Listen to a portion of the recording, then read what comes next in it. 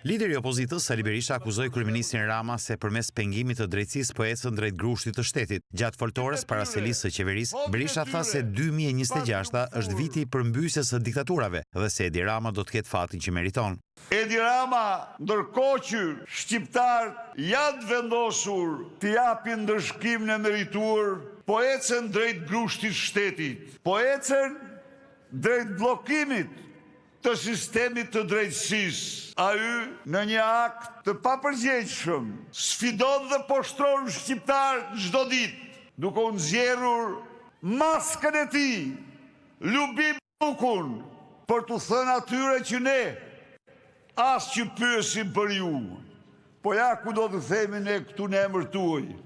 Edi Rama edhe ne në mënyrë absolute nuk do t'u pyesim për ju dhe do kesh fatin që meriton. Berisha ftoi qytetarët në protestën e madhe kombëtare të opozitës më 24 janar dhe kishte një mesazh për të rinë dhe intelektualët. Opozita shqiptare ka vendosur të thrasë një protest me datën 24 janar, në të cilën t'i japi mesazhet e qarta për fundare Edi Ramës. Hiq dorë nga grushti i shtetit, prano ligjin dhe kushtetutën. Përndryshe do të nxjerrim ne jashtë ligjit, jashtë kushtetutës.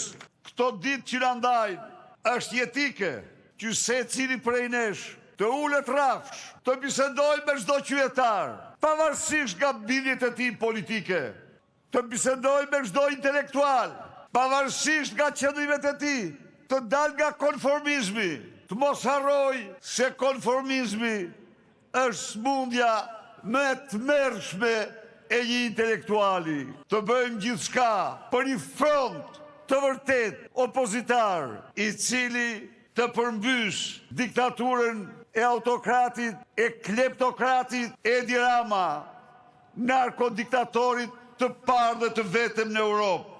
I bëj thirrje të rive të ngrihen lartësinë e misionit tyre të shenjtë, hyjnor. Gjenerata e tyre është gjenerata e misioneve të mëdha, gjenerata e tyre po përmbys diktatura dhe epoka. Berisha ftoi qytetarët në një kryengritje paqësore deri në rrëzimin e narkodiktaturës. Çdo ditë mediat njoftojnë për skandale super skandale. Çdo ditë njoftohet se vendimet në Shqipëri marrin kartelet e drogës, se qeveria punon për pasurimin e saj, punon për pasurimin e karteleve, varfrin dhe mjerimin e qytetarëve. Ka ardhur koha qeveria të ndëshkohet me zemrimin e qytetarëve. Ndaj dhe ju ftoj të bëjmë gjithçka për një proces, për një kryengritje paqësore, për një revolucion të ri, i cili do të fshi nga harta e Shqipërisë narkodiktaturën e verhosh, do shtrojë Shqipërinë në vendin e bekuar të qytetarëve të ndershëm punëtor taft, në vendin e qytetarëve që e duan dhe ndërtojnë taftën e tyre në Shqipëri. Rrof Shqipëria!